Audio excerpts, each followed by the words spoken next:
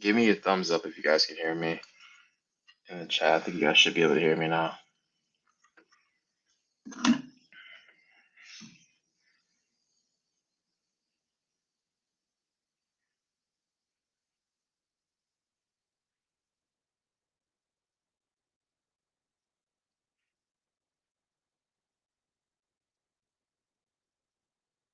Cool. All right. So yeah. So really, what I want to do is just kind of go through again. So kind of summarizing everything. So the past first few weeks we talked about, power of three, right? We talked about what is forex. Second week we talked about power of three and kind of how to look at the markets through this idea of consolidation, manipulation, distribution. Last week we talked about how to take this idea of liquidity, right? So power of three is how the market moves. Liquidity and kind of understanding those things is where the market is going to move to. And then obviously, the first lesson was kind of like what is the market in general. So what I want to do today is really just it's going to be a very quick lesson, but it's really just going to be taking these ideas of power of three and then matching them up with liquidity levels too. So when we talk about like the idea of uh, liquidity, and I'm going to get rid of these for now, and we talk about the idea of power of three. Again, power of three is how it's going to get there, right? Consolidation, manipulation, distribution, and the liquidity levels, whether it be like a fair value gap, an old high, old low, an order block, right? These are where the market is moving to. So if you understand the where, right, and you understand the how, then you can pretty much start to, predict price on an accurate level, or at least on an intraday level. We'll talk about like how to look at things long term and right how to build a long term bias. So we're looking at like a good example of what's going on in an intraday level. I'm going to get rid of some of these things here and kind of draw them over again.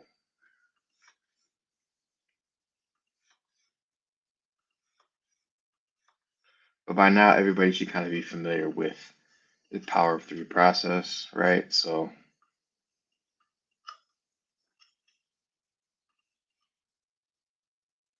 we know that at 8 o'clock p.m., the um, or sorry, 8 o'clock p.m. the previous day is when the Asian session will start, right? And we want to kind of draw out our highs and our lows, right? And so going back to what we learned last week about liquidity, we know that over every high, whether it's a prominent high like this high, I'm actually going to get rid of this so you guys can see this a little better. But a prominent high like this or a prominent low like this, any high, right? We know over that high is going to sit, what type of liquidity? Buy side liquidity, right?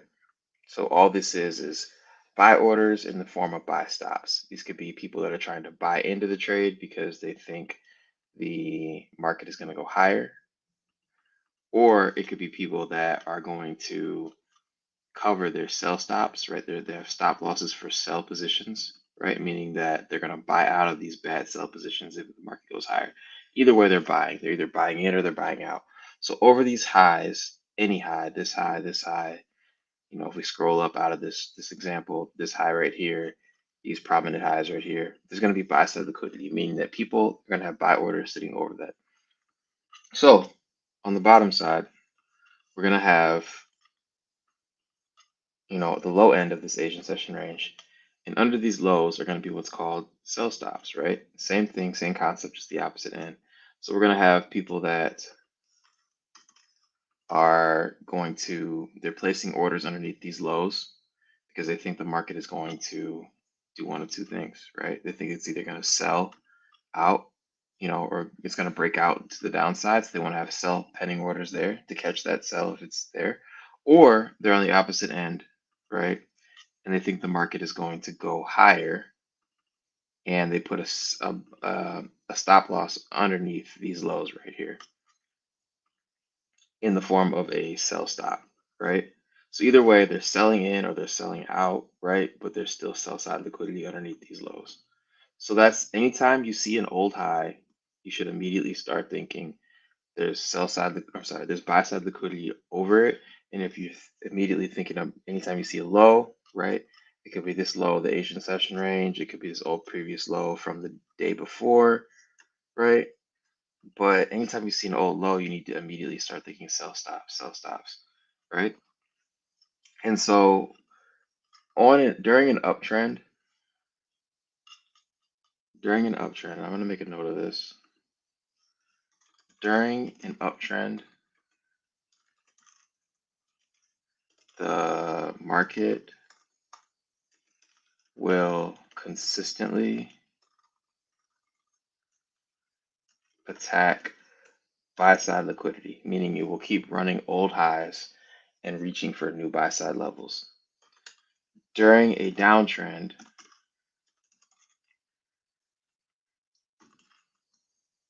the market will attack sell side liquidity, meaning that you will see it consistently run old lows in search of the money that's sitting there. This is what we kind of define as a narrative, meaning this is the reason why something's doing something. If we understand the reason why something's doing something, then we kind of can start to logic it out. Once we can start to logic it out, we can start to understand that the markets aren't as scary as people make them seem. Right? If you don't know the purpose for something, then you tend to be scared by it. So looking at these old lows here, right? Or actually this old high. If we look at this example here, I'm just gonna draw a box around it. Right, this zone right here from that low to that high. It's a classic uptrend, right? We're getting higher highs and higher lows. In an uptrend, the market will consistently attack old highs for buy side. It will do one of two things. It will either fill old imbalances or run to buy side liquidity, right? So price will set a high and then go after it. And the reason for this is, well, there's a couple of things. Usually the market is running to what's known as a draw on liquidity, right? It could be a, an old high, like a very prominent high, um, like this old high or this high here, right? Or an old imbalance, like an old fair value gap, like, and if again from the lesson last week, a fair value gap like that. And but what will happen along the way is that the market will set old highs that it will basically run set with the intention of running out later. Because there's a lot of people in this world, and it doesn't matter if you're a hedge fund trader or a uh, I'm sorry, a hedge fund trader or like a just a regular person like you and me, a retail trader, that um, that trades. We all kind of operate on the same principles around placing stop losses under old highs and old lows. And the algorithm that we talked about last week will target those levels and move price to those levels where there's areas to kick in traders. So again, here's an old high. If I were to rewind the tape here,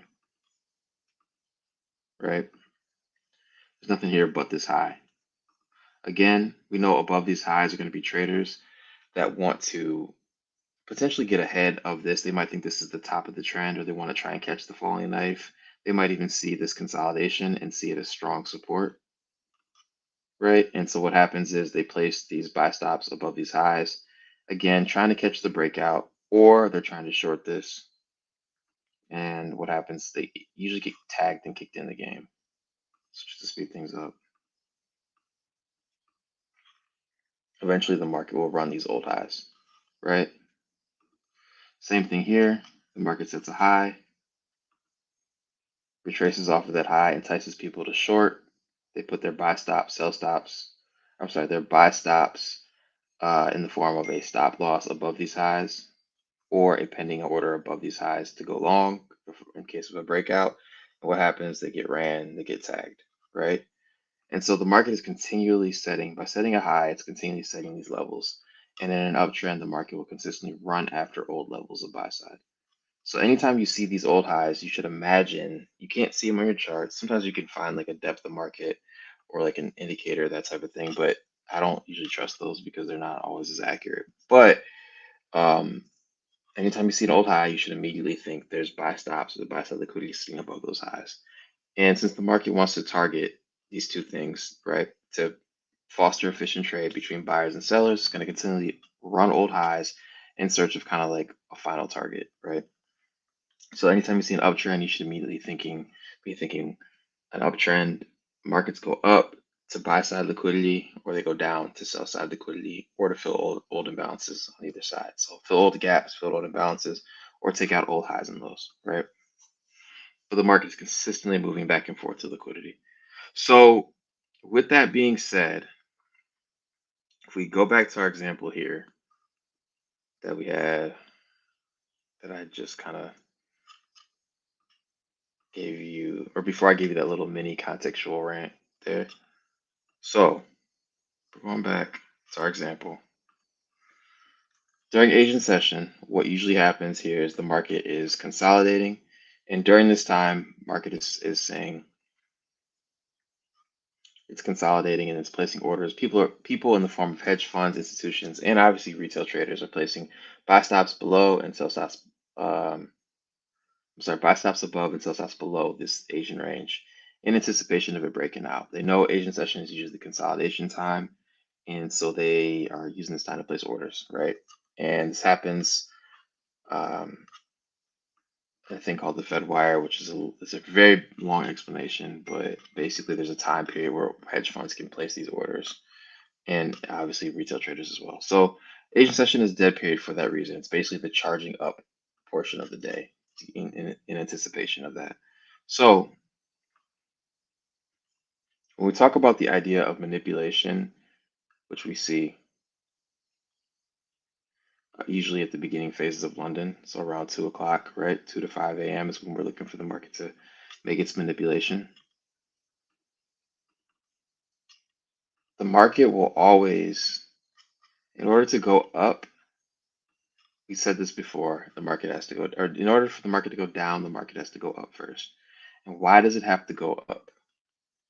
Well, because the reason it has to go up is because it has to always grab some level of buy side liquidity before it goes down, right?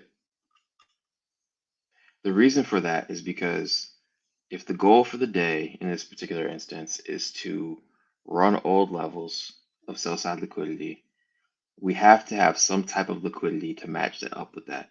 So in order for us to get sellers to sell into the positions, we have to hit the buyers first who are and kick them into the game. So we have to pick up these buyers and gather buy side liquidity, which we can use to distribute to the sellers underneath. That's why we call these phases manipulation and distribution, because when we go down, right,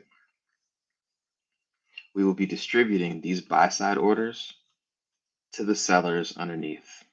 These lows, and then old gaps, right? So the market always has to go up to go down first. If you ever notice, the market retraces before making moves. Now, most people will say this is buying and selling pressure. I don't subscribe to those narratives like we talked about before. But, um, sorry, I have a dog in the background. Um, but the reason for that the market has to go up to go down is not because of buying and selling pressure. It's because the market has to retrace to certain levels before it gets hit. Hold on one second, guys. This is the benefits of doing stuff in real time, right? If you're watching this in replay, just fast forward.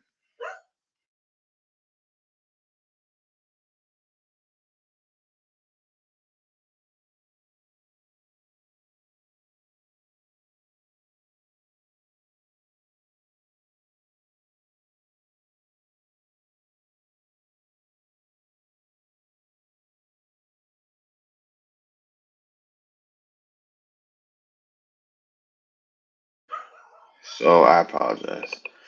Don't ever get it off. All right. So going back to the example, right? So if in order for us to distribute buy side liquidity, um, and run lows, we have to, or in order for us to distribute sell side liquidity and run old lows, we have to grab buy side liquidity first. So the way I like to think about it is when we run old highs, we get a bag full of buy side liquidity or a bag full of buy orders. And now we have to use that liquidity to distribute to the sellers underneath, right? Remember, if we think about the markets, the whole point of the market is to facilitate trade between buyers and sellers. So if we're going to kick in these orders and every seller needs to have a buyer and every buyer needs to have a seller, then we have to have, money to match these partners, these parties up with.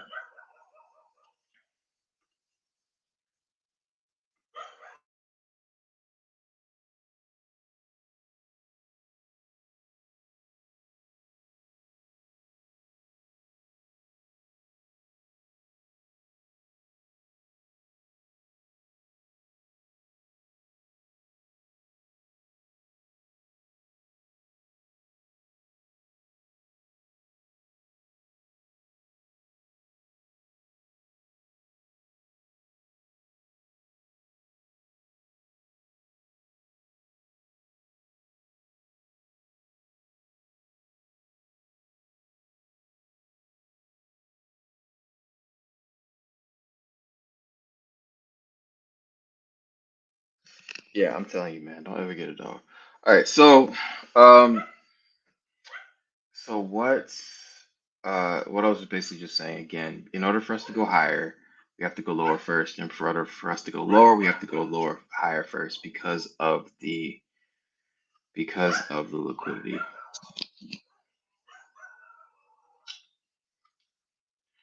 So going back to our example here,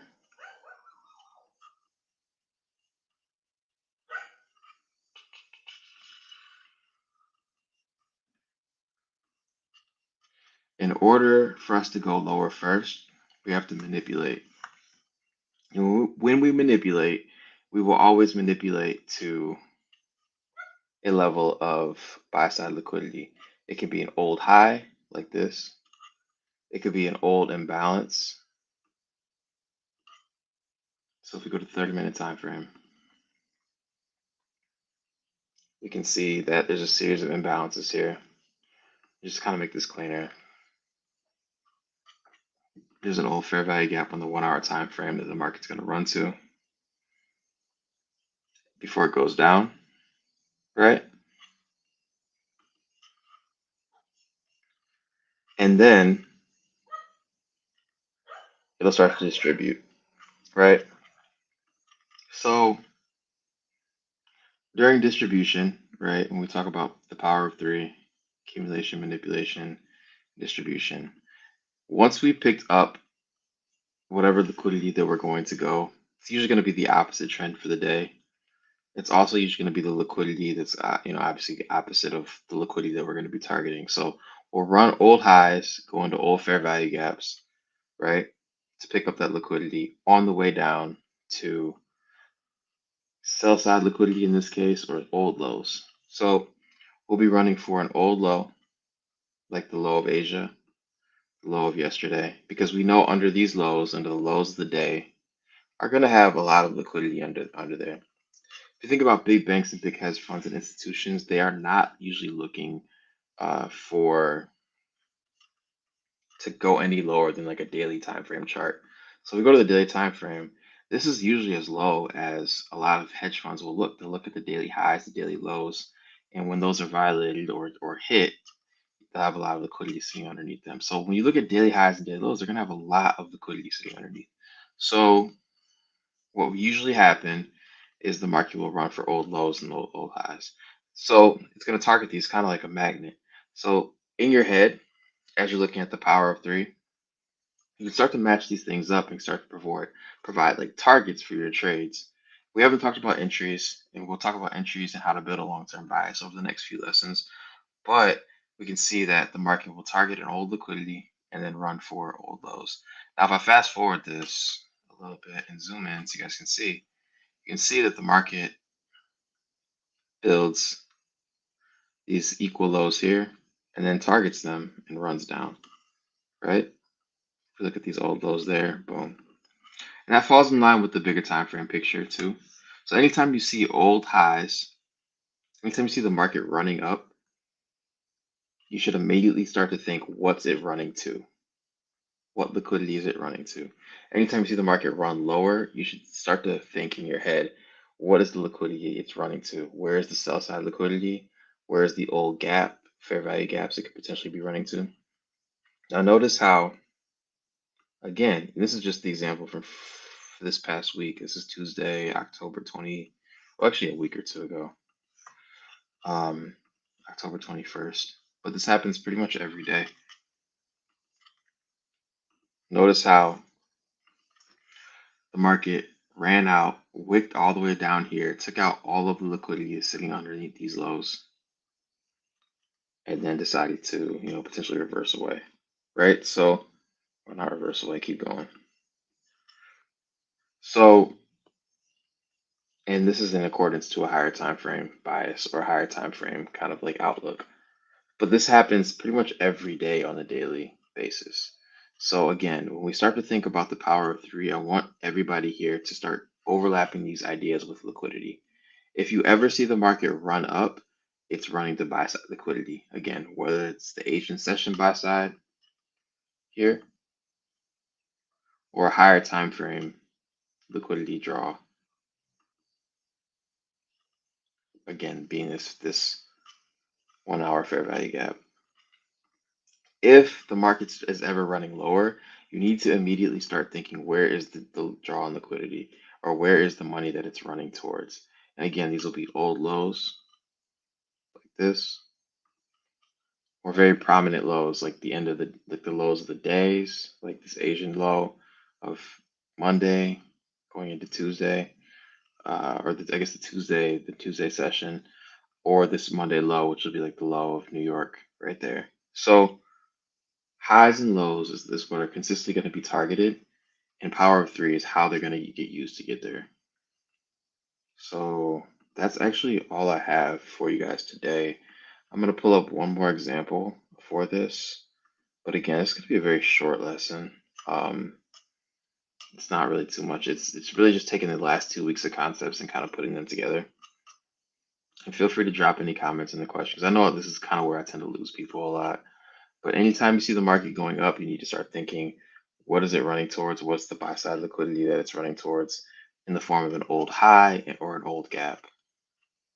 Same thing with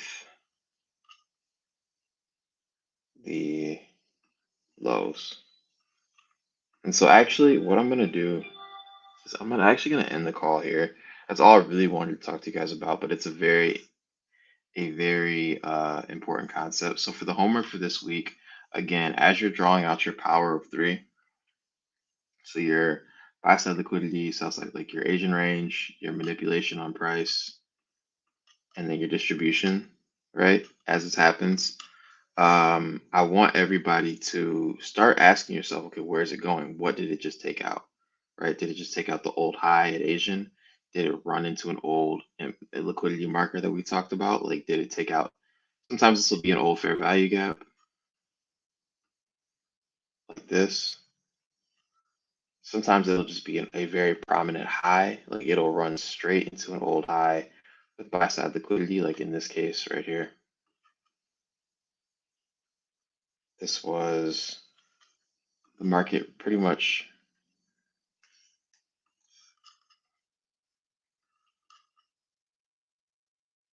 consolidated. This was going into New York session. The market pretty much ran this old high and then continued on with the trend. But before the market can make any serious moves down, the number one thing it needs to do is grab some level of buy side and then go down. This is your power of three. This is your manipulation, distribution, right? So you are always going to manipulate. If you're going down for the day, your manipulation will always take out a level of buy side liquidity. Again, that could be a gap like this. It could be an old high. It's going to run for that and then go lower. And so what I want everybody to do, notice is start noticing how that plays out, and then um, notice how what happens after that fact. So to give you guys, let's see if I can do one more example really quickly.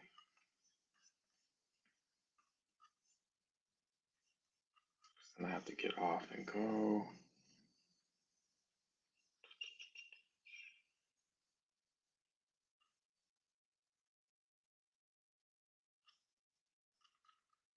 Go GBP USD.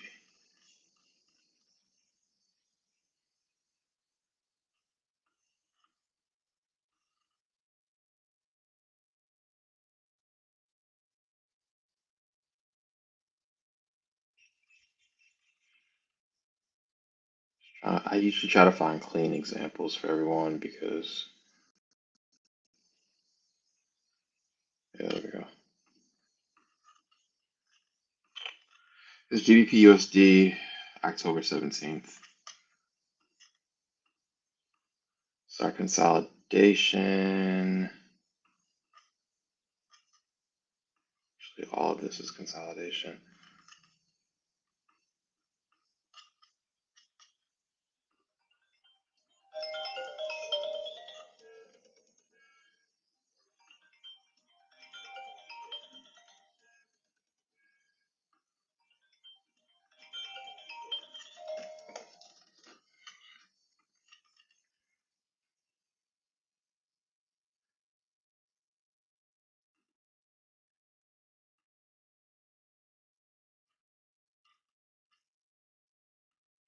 All right, so this is our Asian session high.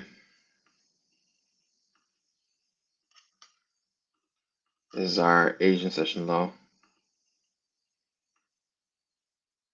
right? So we know that the bias for the day, obviously, we can zoom out and look. It's, hindsight is with us, but the market rose, right? So when we look at, what's over this high, we know is buy side liquidity. We know that sell side liquidity is the goal, is the draw for the manipulation. So coming out of Asia, what does the market do? It manipulates. It grabs some level of sell side liquidity by taking out these old lows. And then what does it do after that? It distributes away. And what is it distributing to? Well, what is it doing here? So if we're just being completely honest, the market runs an old low, picks up sell stops. So now it has a bag full of sell orders, right? With the intention of what? Distributing, right? Manipulation, kicking in these orders, and then distributing. who are we distributing to? We're picking up these sell side orders and we're distributing them to buyers over old highs. Could be this high, could be these highs, these old previous highs back here, right? And then eventually I think these highs as well. Maybe not. Maybe not. Okay. So above all of these highs, we know we can use these as targets because we know the market is going to want to distribute there. It's going to want to kick in these people who have buy orders. But the only way it can do that is if it grabs these sell orders first. So it grabs sell orders by manipulating traders into kicking them into positions that they're going to get ran against, and then kicking them out above these highs, and then ultimately the high of this wick runs straight into that volume imbalance right there. So if you understand what your bias is, again, we'll talk about those, or if you understand what liquidity you just picked up, you can understand how that's going to distribute coming out of the Asian range. Now we'll pair this together in future lessons with how to take this idea and kind of how to take the higher time frame idea and build a bias of it. But as of right now, it's I want everybody to understand, because if you understand this, then you can start to understand how high or low the market could potentially run on the way to your manipulation. Um, One of the thing about trading is we understand power of three, but we don't really understand how, or we don't understand where it's going to form. And that's basically, well, if you understand where liquidity is in the market, you understand where the market's going to run to. So again, understanding that if we're bullish in the day, we know that we have to have power of three. That means we have to go down first to go higher. And so if we understand where these old lows or where the liquidity is going to be resting, this is the low of Wednesday going into Thursday, right? It ran that old low again, in addition to being the low of Asia, right? So basically did the opposite. So did that and then ran up, right? And so if we understand where the liquidity, the sell side liquidity is going to rest at, we can start to see where that's going to target. And then we can also just start to decide where the market's going to potentially run to on those up runs. What's going to Now that we have this bag full of sell orders, right? Just drawing it out. We got that bag full of sell orders. Well, now we have to match those orders up with the orders that are the opposite, right? So basically, fancy words for just saying, now that we know where the sellers are at and we grab the sellers and kick them in the game, we have to know where the buyers are at. And as we just said, buyers are going to exist over old highs and old imbalances. So there's going to be buyers. Oops. There's going to be buyers and inside of old gaps, right? We talked about SIBIs, how there's sell side imbalances, buy side inefficiencies, and inside of those sell side imbalances are going to be pockets of buyers, right? If you don't remember, go back and watch the last video, right? So again, buyers right there. And we run all of those levels on the way up, right? It's not the prettiest chart, but it makes a lot of sense if you start to look at it from where the money is. So the homework for this week, I'm not going to stay on too long. I actually have to go run an errand, but hopefully this makes sense. If it does not make any sense, please find me in the Telegram chat. Like you can message me directly on that chat and just say, hey, this makes zero sense. But the market will consistently, if it's going lower, it's running towards sell side liquidity. It's running for old lows or old imbalances where there's sellers at. If the market is running higher, it's going to run exactly to levels where there's old buyers or old imbalances at. So if we overlap that with power of three, again, we can start to anticipate where the market might run to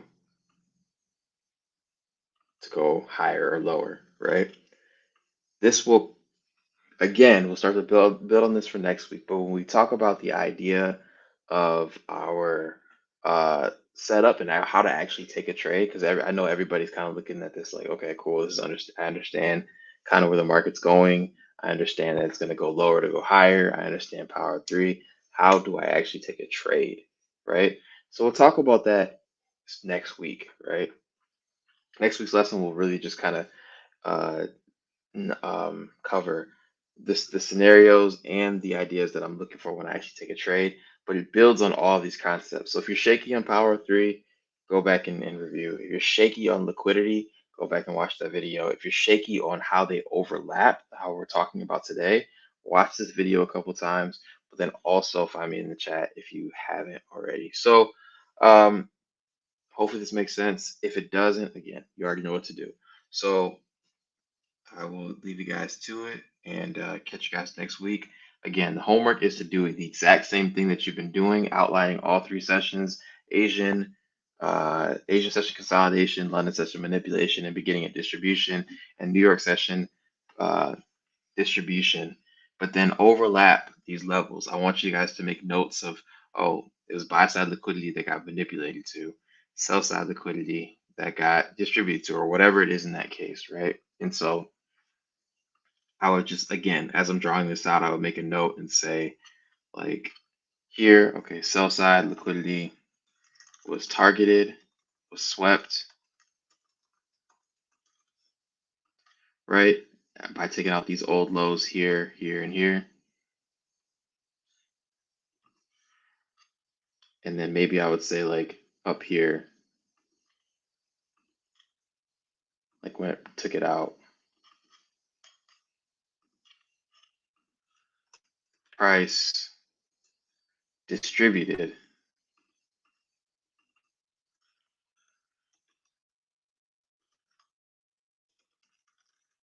to buy side liquidity. Again, all we're doing is we're playing one big matching game in the markets. That's all this, it's all trading is. It's not this complicated thing that's just running your money and like it's you got to think hedge funds, big banks, institutions, they use this stuff every day to make millions and millions of dollars. It is just a path to transact money in the market. And we start thinking about it like that versus like this crazy thing where the price is going up, it's going down, it's illogical, it doesn't know what, like once you start thinking like that and start thinking like this, then you start to understand that like this is not a scary game. It's very boring. It's just it seems that way because you're uninformed.